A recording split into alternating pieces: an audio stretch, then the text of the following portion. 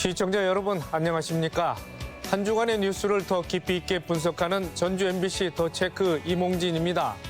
먼저 이슈 체크에서는 전북특별자치도 지원위원회가 좀 더 속도감을 내야 한다는 지적, 어린이집에 원화가 없어 문을 닫는 경우가 많다고 하는데요. 현황 알아보겠습니다. 전주시가 착한 임대인들을 영구 지원할 수 있는 근거를 마련했다는 내용도 점검해 봅니다.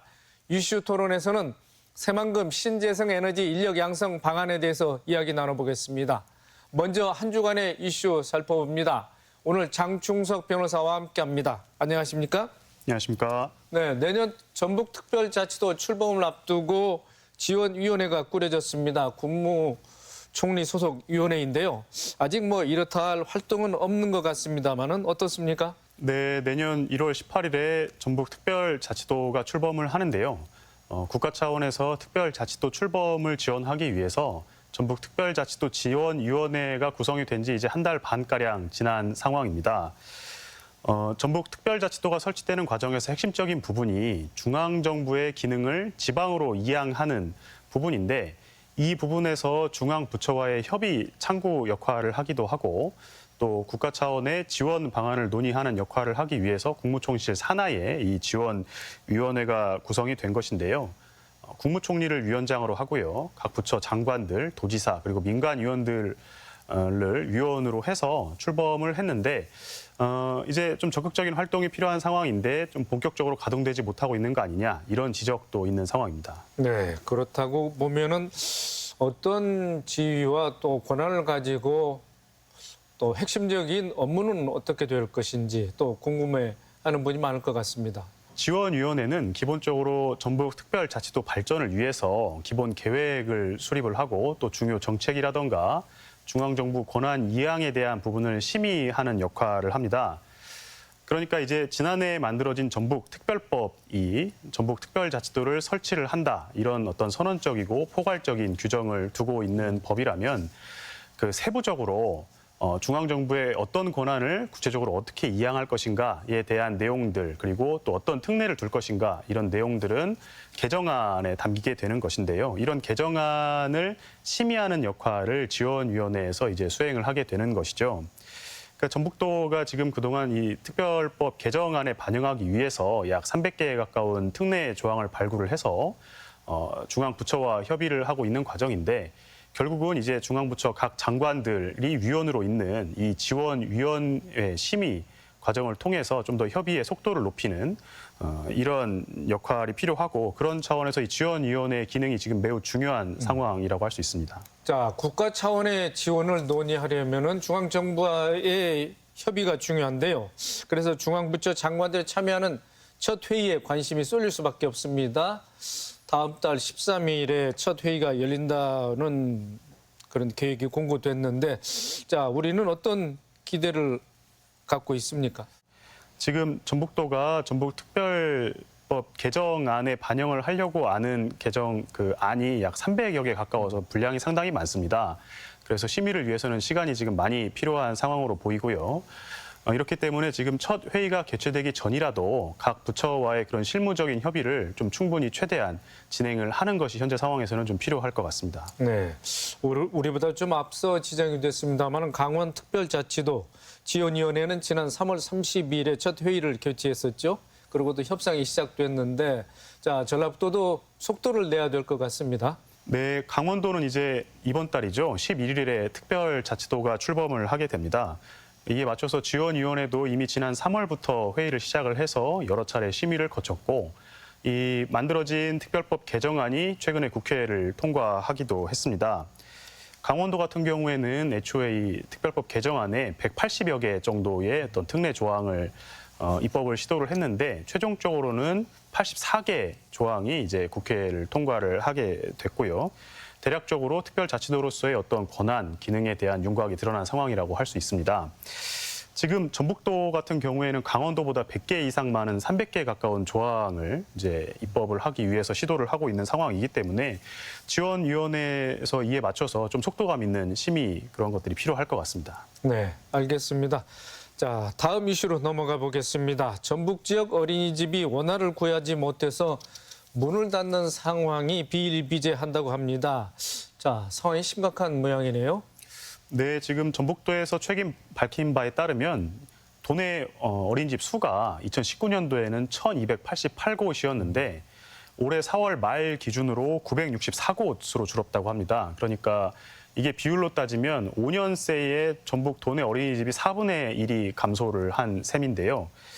원인으로는 아무래도 지금 장기간 계속되고 있는 저출산 기조가 원인으로 지적이 되고 또 다른 원인으로는 지금 최근 들어서 늘어나고 있는 그 보육급여가 지적이 되고 있기도 한데 보육급여가 많이 늘어나다 보니까 이제 자녀를 양육하는 부모님들이 자녀를 어린이집에 보내지 않고 직접 양육하면서 보육급여를 수급하는 경우도 늘어나고 있고 또 다른 측면으로는 보육급여가 늘어나서 교육비에 대한 여력이 늘어나다 보니까 자녀를 조금 더 좋은 교육 환경에서 이제 교육시킬 수 있다고 생각이 되는 그런 대형 사립 어린이집에 자녀들을 이제 옮기는 그런 현상이 심화되고 있다고 합니다. 이런 대형 유치원 쏠림 현상도 지금 현재 어린이집 급감에 한몫을 하고 있는 것으로 지적이 되고 있습니다. 네, 저출산이 원인이라는 건 알겠는데 특히 이제 신도심 지역, 젊은 층들이 많이 사는 지역에서는 어린이집 대기자가 또 넘쳐나고 있다고 그럽니다. 좀 전에 말씀하신 것처럼 또 양극화 현상도 이런 데서 또 나타나는 것 같습니다. 네, 그렇습니다. 지금 젊은 층이 신도심 지역으로 많이 이전을 하면서 구도심에는 중장년층 그리고 노년층 비율이 높아지고 있는 상황이고요. 이런 상황이 농촌 지역에서는 지금 더 심화되고 있는 그런 상황인데 그러다 보니까 전주 구도심 같은 경우에는 아파트 관리동 어린이집 같은 경우에 원화가 없이 어린이집 시설만 유지되고 있는 경우까지 생길 정도라고 하는데 반해서 신도심 지역은 어린이집에 자리가 없어서 어린이집에 들어가기 위해서 이제 대기를 하게 되는 이런 양극화 현상이 현재 심하게 벌어지고 있는 상황입니다. 자, 원화가 없다면 운영을 하지 못할 상황에 이르렀을 텐데 관련 시설만 또 남아있는 경우는 왜 그렇습니까? 아파트 관리동 어린이집이라고 흔히 부르는데요. 그 영유아 보육법에 따르면 세대수 기준으로 500세대가 넘는 공동주택, 아파트 같은 경우에는 어린이집 시설을 의무적으로 설치하도록 하고 있습니다. 그러다 보니까 이미 수요층이 사라진 상황에서도 이 세대수 기준에 따른 어린이집 설치 의무를 충족시키기 위해서 원화는 없지만 어린이집 시설은 그대로 유지하고 있는 이런 상황이 전주 같은 경우에도 구도심 지역을 중심으로 벌어지고 있는 상황입니다. 네, 운영난을 겪고 있는 어린이집에 대해서 아동 지원이나 인건비 지원이 이루어지고는 있을 텐데요. 또 그게 충분하지는 않은 모양이네요. 어린이집 운영에 어려움을 겪는 큰 이유가 인건비 같은 재정 문제가 상당히 큽니다. 물론 이제 정부나 지방자치단체에서도 어린이집 원장이라던가 보육교사에 대한 인건비를 지원하는 정책을 추진을 하고 있기는 한데 인건비 지원을 위해서는 그 해당 어린이집에 재원하는 아동의 수가 일정 기준 이상을 충족을 시켜야 되는 상황인데요. 그러다 보니까는 지금 아동 인구가 급감하고 있는 지역을 중심으로 이런 원화수 기준에 맞추지 못해서 인건비를 수령하지 못하는 그런 상황이 발생하고 있고 따라서 이제 그 재정 어려움 때문에 어린이집 폐원까지 이어지는 그런 상황이 지금 속출하고 있는 상황입니다. 네, 이런 가운데 정부나 지방자치단체는 국공립 어린이집을 늘리는 방향으로 정책 전환을 추진하고 있는데 그렇지만 수요를 따라가기에는 아직은 역부족인 상황인 것 같습니다.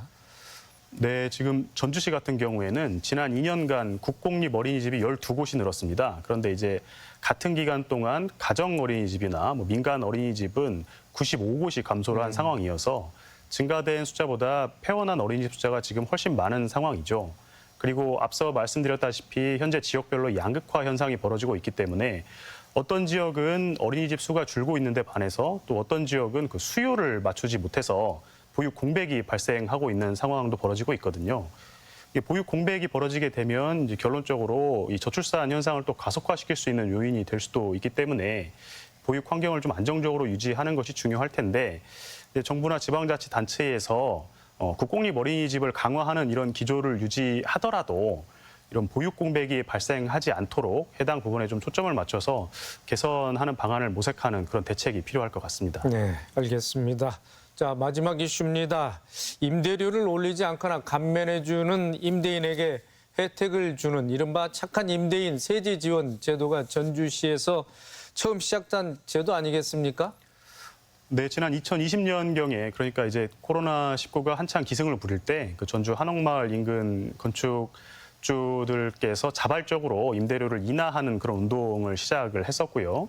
전주시에서 이 운동을 이제 상생 운동으로 추진을 하게 되면서 결국에는 정부 차원에서 소득세라든지 법인세를 인하해주는 조치까지 이끌어내게 됐고, 그래서 결국에는 전주시에서 시작됐던 운동이 전국적으로 이렇게 확산이 됐었습니다. 네. 그렇지만 착한 임대인에 대한 지원이 미미하고 또 한시적이라는 지적이 있어 왔기에 전주시가 이제 지원을 확대하게 됐죠. 착한 임대인 운동이 시작이 됐을 무렵에 이 운동에 참여하는 건물주들에게 전주시가 재산세를 최대 70%까지 감면해주는 혜택을 한시적으로 부여했었습니다. 그런데 이제 코로나19가 좀 잠잠해지고 또 이 착한 임대인 운동에 대한 참여율도 저조해지면서 이런 감면 혜택을 작년에 전주시에서 이제 더 이상 부여하지 않는 그런 상황이었는데 이제 아무래도 코로나19가 진정 국면에 있기는 하지만은 또 최근 국제적으로 경기 침체 현상도 있고 고물가, 고이자, 고환율 이런 악재들이 지금 겹치다 보니까 자영업자라든지 소상공인을 보호해야 될 그런 필요성 자체가 줄어든 것은 아니다.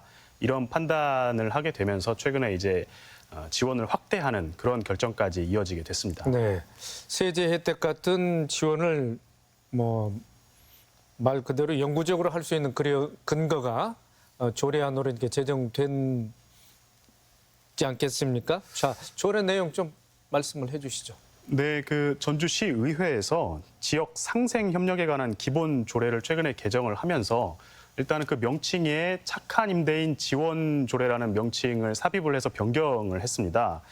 그리고 이제 그 내용도 착한 임대인이라는 것이 구체적으로 무엇을 의미하는지에 대한 그런 정의 규정을 추가를 했고, 지원 기준이나 지원 근거 등을 이제 조례에 포함을 시킨 상황이고요.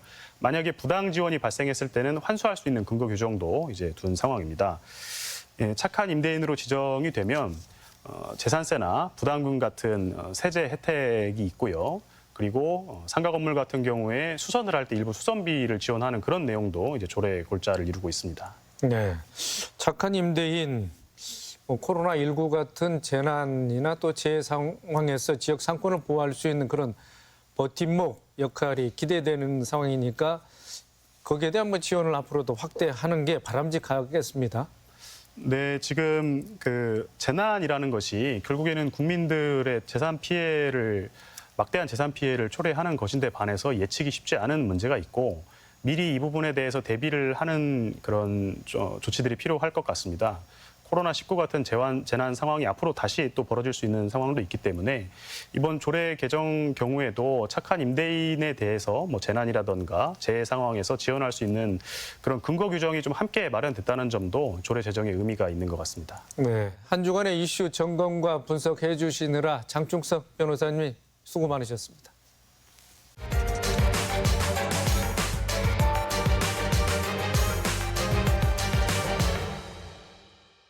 이슈 토론 시간입니다.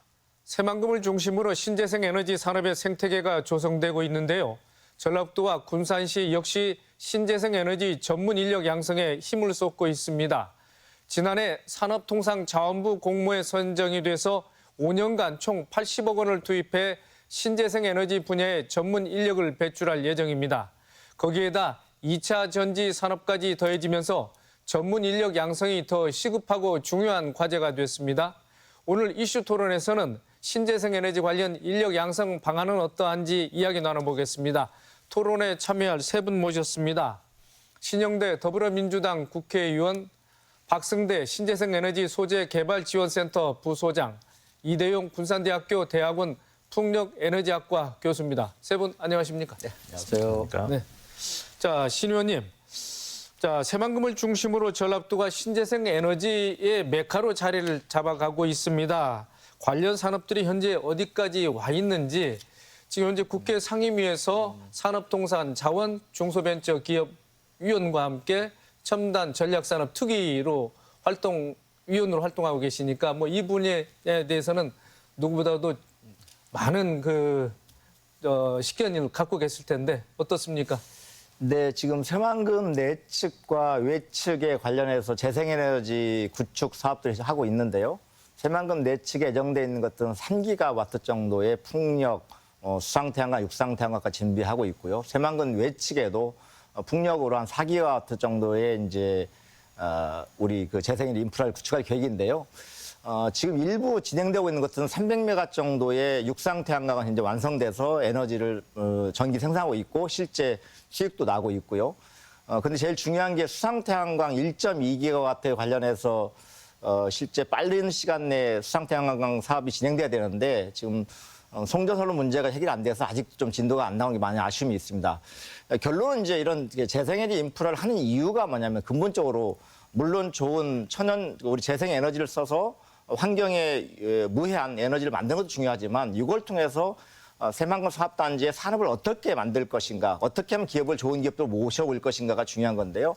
그 관련해서 지금 앞으로 재생에너지 인프라 다 완성될 걸 대비해서 스마트 그린 산단 현재 지정해서 113만 지정돼 있고요. 이 기업에, 이 단지에 SK온 관련된 합작기업이랄지 LG화학 합작기업도 오고 있습니다. 그래서 이런 것들이 좀 빠른 시간에 완성된다고 한다면 실제 2차 전지 사업들이 집적화가 새만금 내에서 이루어질 거라고 생각합니다. 네, 군산을 지역구로 하는 의원님으로서 군산이 산업 위기 대응 지역으로까지 지정이 돼서 상당히 좀 곤혹을 치렀던데 재생에너지 산업으로서 다시 한번 산업의 도시로서 부활하던 참에 자, 새 정부가 들어섰습니다. 그런데 신재생 에너지의 비중을 축소하려는 그런 모양새를 보이고 있습니다. 기왕 자리 잡아가고 있던 이런 신재생 산업들이 유축되는 거 아니냐 이런 또 우려도 나오고 있는데 이 부분에 대해서는 어떤 입장을 갖고 계십니까? 실제 많은 우려가 있습니다. 이제 지금 재생에너지를, 신재생에너지를 인프라를 구축하는 것은 대한민국의 경제의 미래를 위해서 해도 되고 안 해도 되는 과제가 아니라요. 하지 않으면 대한민국의 미래는 없는 겁니다. 특히나 수출을 중심으로 우리나라 경제가 돌아가고 있는데 우리나라 수출 기업들, 삼성이든 SK든 현대든 간에 재생에너지로 전기를 만들고 이 전기를 통해서 제품을 만들지 않으면 앞으로 수출을 못 하거든요. 당연히 재생에너지 인프라를 만들어야 되는 거고 아리백을 구현하기 위해서 점차적으로 이런 인프라를 구축해 나가야 되는데 이거에 대해서 지금 현 정부는 아무 개념이 없는 것 같아요. 결국은 이러다가 보면 대기업들이 재생에너지가 우리나라에 더 이상 생산되지 않으면 아리백이 가능한 지역으로 공장을 이전할 수밖에 없거든요. 그런 것들이 상당히 많이 우려되는 부분이 있습니다. 특히나 우리나라가 지금 재생에너지 관련해서 지금 비율이 전체 에너지원의 8.9% 정도밖에 안 되거든요. 반면에 다른 외국 사례를 보면 심지어 일본도 20% 정도가 되고 있고요. 지금 그 윤석열 정부가 얘기하는 게 폴란드를 봐라, UAE를 봐라, 터키를 봐라 하면 그런 나라들도 지금 원전으로 가고 있지 않냐 이렇게 얘기를 해요. 그러면 얼핏 듣기에는 그런 나라들이 이제 재생에너지를 포기하고 원전으로 가는구나 이렇게 보이는데 전혀 그렇지 않거든요. 아마 트르키예로 이름 바뀌었죠. 트르키예 같은 나라는 재생의 비중이 한 30%가 넘습니다. UAE 같은 경우는 지금 LNG 발전하고 있는데 LNG 발전 물론 그 LNG가 그 나라 많이 생산되니까 하고 있지만 UAE도 지금 어쨌든 간에 원전도 하고 있지만 결국은 재생에너지를 계속 확대하고 있는 거고요. 폴란드는 더군다나 예를 들면 과거에 석탄화력 발전소를 더 이상 생산을 못하기 때문에 이제 원전으로 일부 바꾸는 거지 재생의 비중도 우리가 높습니다. 실제 우리보다 OECD 국가들 중에서 우리는 맨 꼴찌인 거고요. 이런 전환을 이루지 못하면 실제 대한민국의 경제 미래는 없는 겁니다. 그래서 지금 국회 상임위 차원에서도 충분히 저희 당의 입장들 얘기를 하고 있고 기업 입장들 개진하고 있지만 정부의 태도 변화는 매우 필요하다고 생각하는 거고요. 하지만 좀 조금 긍정적인 건 뭐냐면 현 정부가 풍력 사업에서 굉장히 좀 긍정적 평가하면서 사업 추진 의지가 있고요. 또 군산에 이제 새만금 내측에 있는 1.2기가의 이제 수상 태양광 사업이 있는데 이런 정도의 사업들은 충분히 어떤 산지를 깎아서 태양광하는 게 아니라 내측에 이제 수면 위에 잔잔한 수면 위에 태양광 사업을 하는 거라서 이 부분들은 정부를 설득하고 있습니다. 그래서 이번 특히나 산업부의 에너지 담당 차관을 온 분이 대통령실에 사무총장 총괄 때 비서관이 왔거든요. 그래서 그분을 만나서 요청드렸던 게 새만금 내측의 재생에너지는 빨리 진행해보자. 이게 돼야만이 지금 SK 데이터 센터랄지 지금 2차 기업들이 오고 있는데 이 기업들이 그걸 보고 오고 있으니까 이걸 좀 빨리 진행하자고 설득하고 있고요. 그 부분에서는 전라북도 이제 정운천 의원님하고 저 같은 상임위에 일하고 있는데 이건 일치를 봐서 좀 설득 중에 있으니까 저는 잘 될 거라고 생각하고 있습니다. 예, 알겠습니다. 자, 이대용 교수님, 기업들과 뭐 선진 뭐 여러 국가들이 앞다퉈서 알리백 재생에너지 사업에 뛰어들고 있고 또 신재생 에너지 비중을 높여가고 있는 게 사실 아니겠습니까? 뭐 세계적인 추세 어떻게 보고 계십니까? 네, 먼저 뭐 아리백은 이제 그 기업이 필요로 하는 전기의 100%를 태양광, 뭐 풍력 등의 이제 재생에너지로 공급하겠다라는 이제 그 자발적 글로벌 캠페인인데요. 뭐 아리백 목적은 명확하죠. 재생에너지 보급 확산을 통해서 글로벌 기후 변화 위기를 막아보겠다 이제 하는 부분이 명확하게 지금 목표로 나와 있는 부분이고. 현재까지 아리백에 가입한 그 글로벌 기업들 수를 보면 미국의 이제 대표적인 IT 기업이죠. 애플사를 비롯해서 한 400개 이상이 현재 이제 가입이 되어 있는 상황이고 또 그 수가 매년 증가를 하고 있습니다. 우리나라 같은 경우도 삼성전자, 현대차 이런 데를 포함해서 현재까지 한 32개 기업이 가입이 되어 있는 상황입니다. 글로벌 그 기후변화 문제는 아마 계속적으로 확산이 될 거고요. 그러다 보면은 아리백 가입 그 기업 수는 보다 빠르게 증가하게 될 것이다. 이제 이렇게 전망이 되고 있습니다. 이 재생에너지 분야는 기후변화 이슈뿐만 아니고요. 그 시장의 규모 측면에서도 이미 이제 글로벌 대세가 된 상황입니다. 따라서 그 이와 같은 그 미래 에너지 시장의 트렌드를 그 국가적 차원에서 좀 더 이제 적극적으로 대응해서 쫓아가고자 하는 그런 노력이 절실하게 필요하다 이렇게 말씀드릴 수 있겠습니다. 네, 알겠습니다. 박승대 소장님, 신재생 에너지 소재 개발 지원센터에 이제 부소장으로 재직하고 계신데, 자, 그 센터 어떤 역할을 하는 곳입니까? 예, 그 저희 센터는 2006년 9월에 개소한 전북대 산하기관입니다. 신재생에너지 분야에 대한 연구개발과 기업 기술 지원들을 수행하고 있기 때문에 여러 가지 많은 지금 그 기업 지원이라든지 산업 분야에 영향을 미치고 있습니다. 자, 그런데 새만금이 알리백이 가능한 뭐 국내 유일한 지역이다. 이런 뭐 홍보 문구도 예. 많이 지금 나온 것 같습니다. 자, 그 이유와 배경 어떻게 보고 계십니까? 그 조금 전에 그 출연자분들께서 많이 이제 설명을 한 것으로 이제 보이는데, 예, 제 생각에도 그 새만금은 지금까지 그 1990년도부터 지금까지 이제 상당한 시일이 지났는데, 이제야 이제 조금 그래도 괜찮은 사업이 이제 세팅이 된 것 같습니다. 그것이 이제 신재생에너지라는 앞으로 미래 에너지를 중심으로 세팅이 되어 있기 때문에 상당히 그 전북도에서는 어떻게 보면 흥분을 가지고 있다고 생각할 수 있습니다. 그런데 이제 그 새만금의 그 경쟁력을 보게 되면 연구하고 그다음에 생산, 유통까지 같이 원스톱으로 이루어질 수 있는 이러한 시스템이 갖춰져 있다는 게 다른 지역에 비해서 상당히 이 강점이 있다라고 지금 저는 보여집니다. 그러한 부분에서 첫 번째 이유는 지금 새만금의 스마트 그린 산단이라는 부분을 작년에 국가 시범 단지로 이제 확정이 되어 있고요. 그걸 바탕으로 이제 그 아리백이라는 전력 구매 선도 사업을 지금 추진하고 있습니다.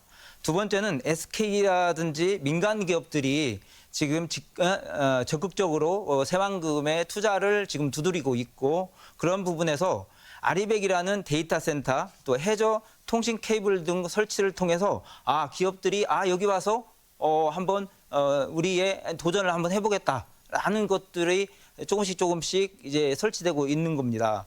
세 번째를 보게 되면 이제 어떻게 보면 이제 저희가 아까 유통이라는 그런 부분 차원에서 보게 된다면 재생에너지 국가 종합 실증 단지를 구축해서 이러한 모든 것들을 이제 통합 시스템으로 관리하는 시스템까지 지금 갖춰지는 상황으로 지금 이러한 계획을 추진하고 있습니다. 그러니 어떻게 본다면 새만금은 이제 그 신재생 에너지의 어떻게 보면 메카라고 얘기할 수 있는 상황이 된 것입니다. 네. 자, 신 의원님. 최근에는 새만금 산업단지에 2차 전지 관련 기업들이 속속 입주해 오고 있습니다. 2차 전지 특화단지 공모에도 청신호가 켜진 거 아니겠습니까? 자, 새만금 산업에 전반적으로 뭐 좋은 영향을 미칠 수 있겠죠? 네. 실제 이제 현재까지 2차 전지에 관련된 기업 중에 14개 기업 현재 와 있고요. 지금 준비하고 있고, 그리고 4조 원 이상의 투자를 해서 실직고용, 뭐 생산 유발가에서 뭐 건설 과정에 직원이 몇 명 쓰냐가 다 제외하고 공장이 완성됐을 때 직고용이 3,600명 정도 됩니다. 근데 이런 기업들이 군산에 왜 올까? 군산 새만금에 왜 올까를 생각해 보시면 전 첫 번째 그거 같아요. 부지 문제입니다. 실제 과거에 이제 지금 김관희 도지사님이 군산에 국회의원 하실 때 새만금에 기업을 입주시키기 위해서 임대사업단지를 그때 처음 출제했어요. 하여튼 땅값을 싸게 주면 오지 않겠냐 해서 그 당시에 평당 한 4,600원 뭐 이런 정도의 이제 땅을 공급하는 정책을 만들었죠. 그렇게 해서 한 27만 평 정도를 김관영 지사님이 의원 시절에 했고요. 제가 당선된 이후에 추가 38만 평 정도 해가지고 현재 65만 평 임대 산단이 있는 것이 큰 장점인 것 같아요. 또 부지의 확장성 문제입니다. 다른 데 가서 한 5만 평의 부지를 확보하기 쉽지 않은데 새만금은 5만 평, 10만 평을 한 기업이 쓰겠다면 줄 수 있는 지역이 이제 군산이거든요. 새만금이거든요. 그래서 그런 장점이 있는 것 같고요. 두 번째로는 뭐냐면 우리가 새만금을 투자진흥지구로 지정을 해가지고 기업들이 투자하게 되면 올 7월에 좀 발동이 될 건데요. 투자하게 되면 3년간 법인세와 소득세를 100% 면제해 주는 게 있고요. 추가로 2년 동안은 50% 면제해 주는 이런 투자 관련된 세제 혜택도 좀 있는 것 같고요. 또 저는 결정적으로 뭘 보고 있냐면 스마트 그린 산단입니다. 아리백 산단이 가능하기 때문에 기업들이 오고 있다고 저는 생각하는 거거든요. 제가 국회의원 당선된 이후에 당시에 우리 김현미 국토부 장관을 만나서 제가 요구한 게 있어요. 전북 출신이잖아요. 그래서 장관이 전북 출신인데 우리 전라북도 새만금을 위해서 뭔가 의미 있는 결단 한번 해주십시오 했더니 뭐냐고 말씀하시길래 새만금 사업단지 일부를 아리백 사업단지 지정해 주십시오 그랬죠. 그랬더니 이제 113만 평을 지정해 주신 겁니다. 이게 그 새만금 사업단지 509, 609를 지금 이번에 LG화학 컨소시엄과 또는 그 합작법인과 또 SK 온이한, GM 컨소시엄 같은 경우 합작법인이 지금 투자한 지역이 다 지금 509, 609입니다.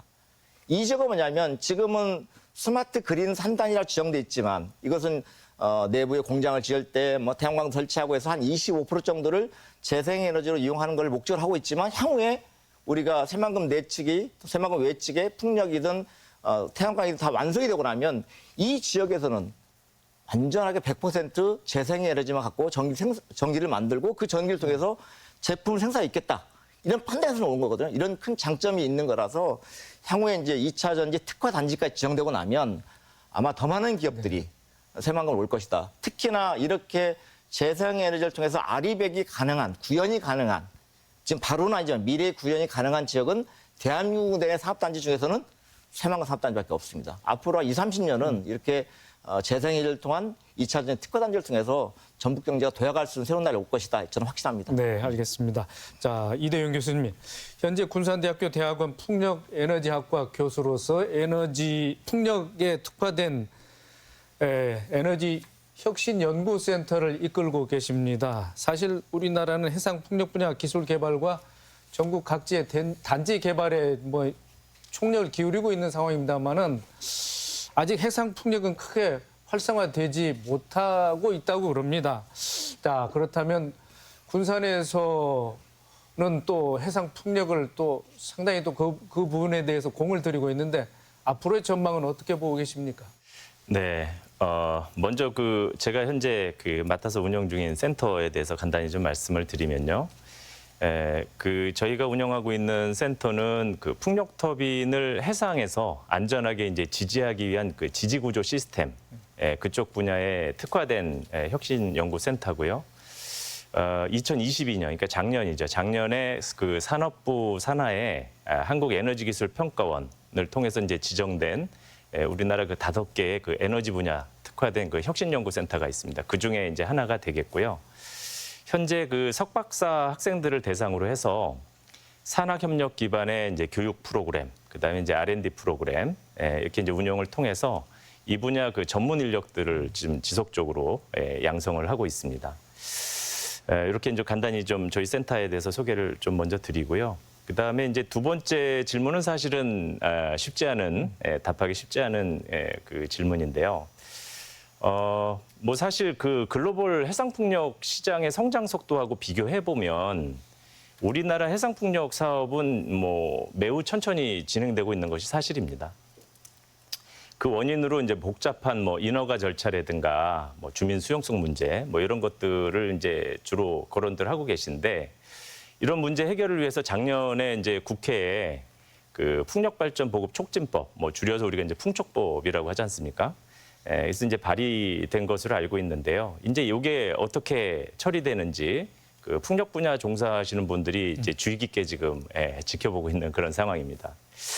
국내 시장 상황이 어려운 건 사실인데 또 현재 진행되는 프로젝트 상황들을 또 자세히 들여다보면요. 또 매우 비관적인 것만은 또 아니라고 생각이 듭니다.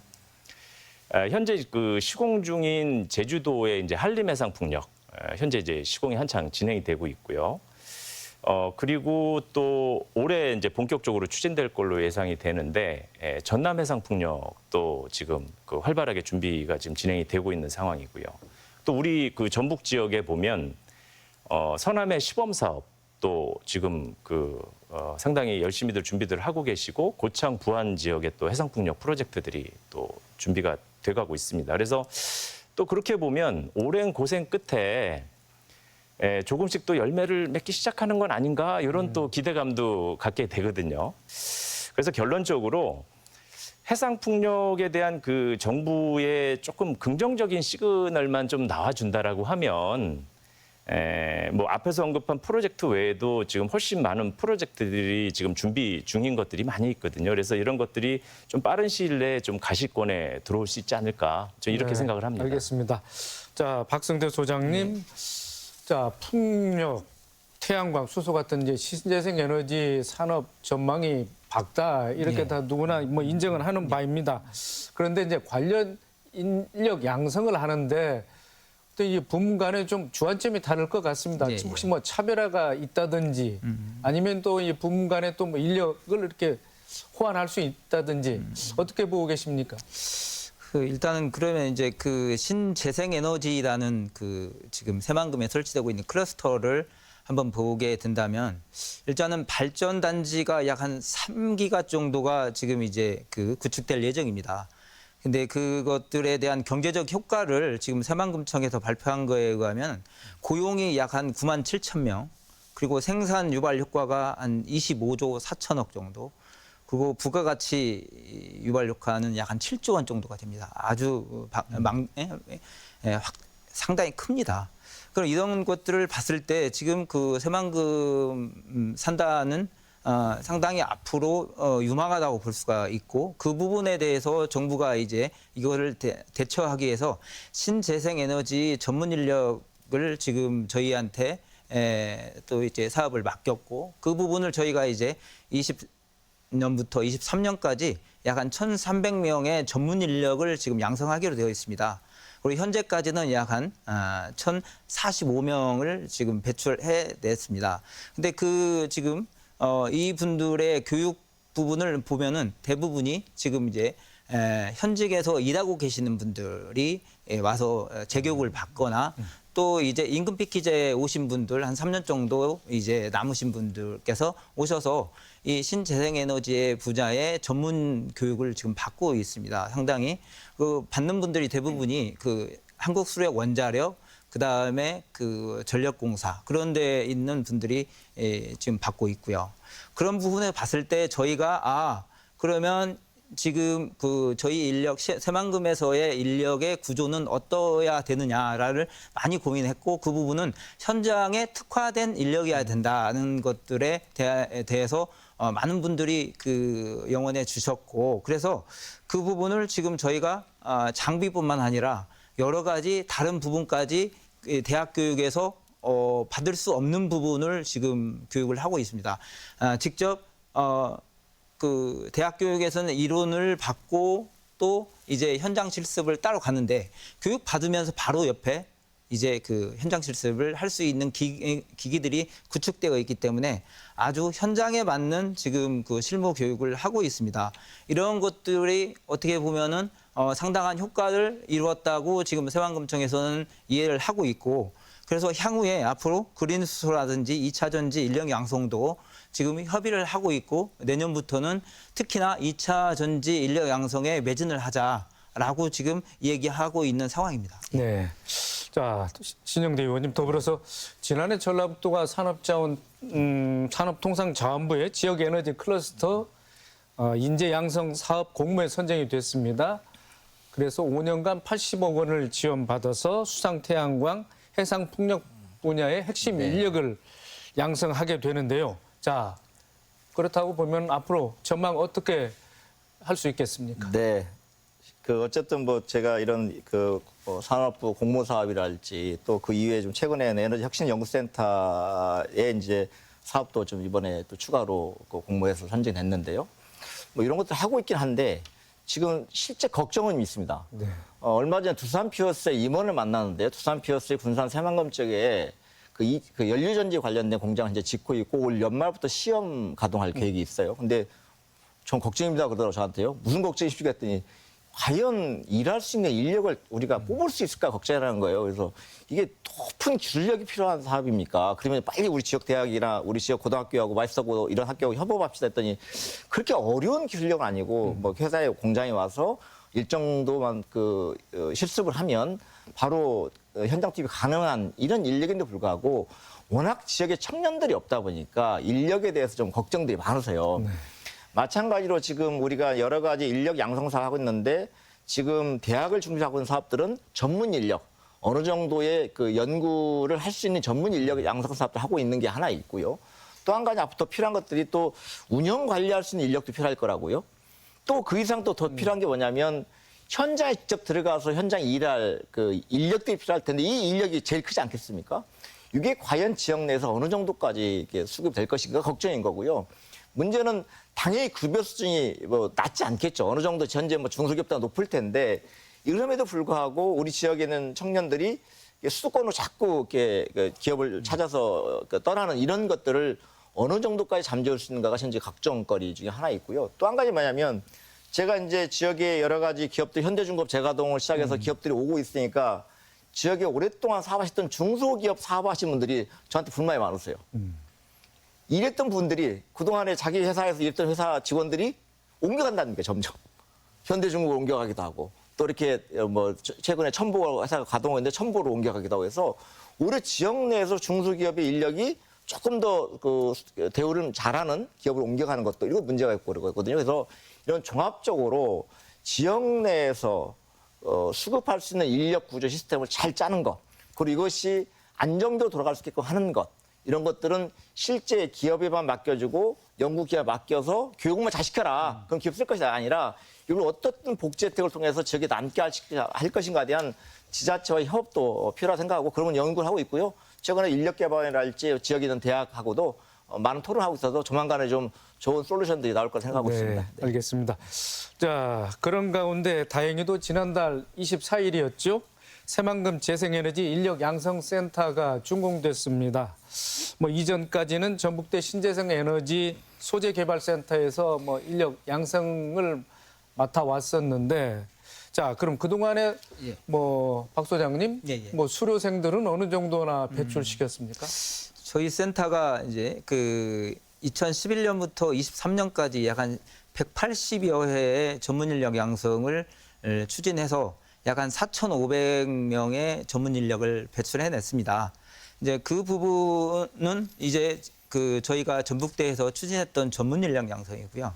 이번 사업에서 추진하는 것들을 좀 소개해 보면 저희가 이제 전북대하고 그다음에 새만금청, 전북도, 군산시가 협업을 해서 새만금의 신재생에너지 인력 양성을 하자라고 해서 이 프로젝트가 진행이 되었습니다. 그 내용들을 좀 소개해 드리면 약 한 총 예산은 121억의 그 센터를 건립하고 운영하는 비용입니다. 그 내용을 한번 제가 사진을 좀 가져왔습니다. 그 사진을 보게 되면 오른쪽이 지금 개소식을 한 사진입니다. 그리고 옆에 있는 장비들은 이제 이 센터의 설치된 장비 2종입니다. 그리고 그 이러한 부분들에서 지금 그 교육되고 있는 것은 전문 기술 교육, 또 시험 성능 평가, 그다음에 시제품 개발 지원 이런 것들이 지금 운영되고 있고요. 여기에 그 장비들은 태양광 모듈 장비들 약 한 10종 정도가 지금 여기에 설치되어 있습니다. 그래서 어느 것보다 장비가 잘 구축되어 있기 때문에 많은 그 교육생들이 만족도가 상당히 높은 상황입니다. 그래서 지금까지 약 한 3년 3개월 정도 교육을 했는데 아까 얘기했듯이 1,045명의 교육 수료자 상당히 만족을 90% 이상 만족을 하고 있습니다. 그리고 기술 지원도 182건을 지금 기업들한테 지원을 하고 있고요. 아까 또 설명을 좀 드렸었는데 새만금청에서 이와 같은 성과를 바탕으로 2차 전지 기업의 그 인력 양성이 꼭 필요한 상황이다라고 해서 약 2차 전지 그 인력은 약 한 4,000명 정도로 지금 예측되고 있습니다. 그래서 조만간에 2차 전지 분야에 대한 인력 양성도 추진할 계획입니다. 네, 알겠습니다. 자, 토론을 뭐 열띠게 해오는 도중에 지금 시간을 마쳐야 될 시간이 다 된 것 같습니다. 뭐 세 분 토론자들께서 지금까지 한 발언 내용 요약해 주시고요. 또 강조하시는 말씀 듣고 이 시간 마치도록 하겠습니다. 먼저 이대용 교수님부터 해주시죠. 저는 이제 우리 전북 지역에서 현재 진행되고 있는 몇몇 그 해상풍력 프로젝트들 이런 것들을 우리 그 지역의 경제도 좀 살리고 그리고 또 훌륭한 인재들도 육성할 수 있는 마중물 어떤 기회로 활용하기 위한 그 전략적 고민이 좀 필요하다. 이렇게 좀 말씀드리고 싶고요. 그리고 이제 또 하나 좀 말씀드리고 싶은 부분은 사실 이제 그 최근 점점 빨라지고 있는 우리 사회 그 노령화 속도, 그 다음에 저출산 문제 이런 것들하고 이제 맞물려서 우리나라 그 산업 전반에 그 걸쳐 가지고 그 해외 노동력에 대한 위전도는 앞으로 가면서 더 심화되지 않을까 이런 생각을 지금 하게 되는데요. 그렇다 그러면은 우리가 좀 선제적으로 다른 지역에 앞서서 우수한 그 해외 인력들을 좀 발굴해서 우리 지역으로 좀 끌고 와서 그 새만금 지역에 안착시키는 이런 방안도 한번 좀 고민을 해야 되지 않을까 이런 생각을 합니다. 뭐 김관영 도지사께서도 이제 이 부분에 많은 관심 가지고 계신 걸로 제가 알고 있는데 좀 더 구체적이고 실행 가능한 이게 다양한 방안들이 좀 빨리 나왔으면 하는 바람이 있습니다. 네, 이어서 우리 박성대 소장님.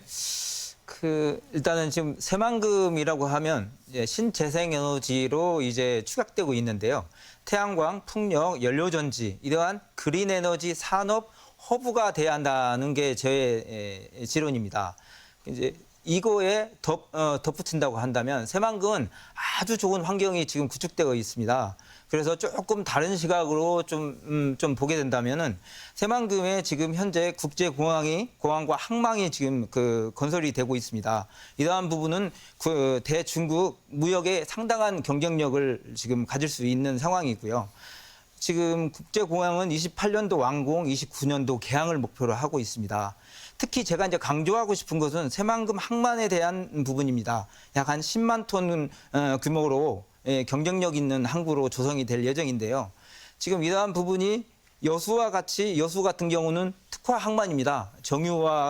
정유를 기반으로 한 특화 항만인데 저희 이제 새만금도 조금 이제 그 수소라는 그린 에너지를 좀 특화로 하는 항만이라고 생각한다면 이 신재생 에너지하고 항만하고 연계된 이 물류와 산업이 연계된 새만금이라는 것은 엄청난 부가가치와 또 경쟁력을 가질 수 있다고 생각합니다. 지금 제가 이제 좀 하나 더 말씀드릴 수 있는 것은 수소 에너지는 이제는 앞으로 2030년부터는 미래 에너지라고 지금 생각할 수 있습니다. 그렇기 때문에 앞으로의 이러한 에너지들이 에어 모빌리티 사람들이 타고 다니는 것까지 좀 확대되고 있는 상황에서 저희 새만금이 수소 에너지를 기반으로 한 그린 산단이 구축이 된다면 새만금의 색다른 변신과 또 미래를 구축할 수 있을 걸로 저는 확신합니다. 감사합니다. 네, 알겠습니다. 자, 마지막으로 신영대 의원님. 네. 네, 지금 새만금 산업단지에 많은 기업들이 현재 몰려오고 있습니다. 특히나 2차 전지 관련된 2차 전지 소재 기업들이 많이 오고 있는데요. 이 기업들이 와서 지금 거의 저희가 그 산단 부지가 거의 소진될 정도로 기업들이 오고 있어서 지금 추가로 빨리 지금 산업단지를 추가 매립해야 되거든요. 지금 109, 209, 509, 609는 매립이 끝나가고 있는데 나머지 이렇게 계획대로 추진이 안 되고 있는 이런 산업단지도 빨리 매립을 해서 추가로 소유가 있는 이런 기업들에게 부지 제공해야 된다는 거고요. 두 번째로는 지금 어쨌든 우리 새만금 산업의 큰 장점 중에 하나가 항만, 철도, 그리고 공항까지 연계된 이런 트라이포트가 있어서 큰 의미가 있기 때문에 이것도 좀 정부 계획대로 좀 빠른 속도로 좀 구성될 수 하는 게 지금 저희 과제인 것 같고요. 또 세 번째로는 지금 재생에너지가 결국은 이런 기업들이 오게 한 조건이거든요. 재생에너지를 통해서 아리백이 가능하다고 했던 기업도 오기 때문에 이런 재생에너지 인프라, 계획된 인프라들이 빠른 시간 내에 구축돼서 이게 그 기업들에게 전기가 친환경 전기, 재생이 전기가 공급될 수 있도록 만들어 나가는 것이 우리가 그 새만금 산업단지 경쟁을 갖추는데 필수 불가한 요소가 아닐까 이렇게 생각합니다. 네, 알겠습니다. 오늘 세 분 토론에 적극 임해 주시라고 수고 많으셨습니다. 새만금의 대규모 투자가 이어지면서 인력 양성의 중요성이 그 어느 때보다 강조되고 있습니다. 전라북도와 군산시, 대학, 유관기관이 전문 인력 양성에 힘을 쏟고 있는데요. 관련 투자가 지역 인재 고용으로 연결되고 안정적인 인력 수급은 또 다른 투자를 유발할 수 있겠습니다. 전문 인력을 지속적으로 키워내는 시스템과 노력이 더해져서 지역 경제 활성화의 마중물이 됐으면 합니다. 더 체크 오늘 순서 여기서 마칩니다. 시청해주신 여러분 고맙습니다.